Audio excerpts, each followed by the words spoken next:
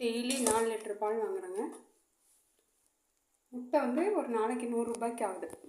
ஒரு 10 முட்டையாவது காலையிலையும் சாயங்காலமும் போட்டால் தான் சாப்பிட்றாங்க. முட்டை வறுத்து வேச்சு தான் போடுவோம் முன்னெல்லாம். சரி, இப்போ வறுத்த சீக்கிரம் வேலையாயிடுது. ஏன்னா 3 இடத்துக்கு போய் போடணும், டைம் பத்துறதில்ல. அதனால் முட்டையை போட்டுட்டு நல்லா இப்படி கையில் பிசிக்கி விட்டு பால் ஊற்றி, ரேஷன் அரிசி தான், பச்சரிசி, குடும்பல் எங்கள் ஊரில் போடுறதில்ல, பச்சரிசி தான் போட்டு சூடாக இருக்குது பாருங்கள். விதை தானே, கொஞ்சம் விதை தானே இப்போ போடுவேன். ஏன்னா கிளைமேட் கூலாக இருக்குது. சின்ன குட்டிங்களுக்கு கொஞ்சம் ஆறுநோட்டு தான் போடுவேன். பெருசுங்க கொஞ்சம் விதை தானே இருந்தால் தான் சாப்பிடும். சில்லுன்னு இருந்தால் சாப்பிட்றதில்ல.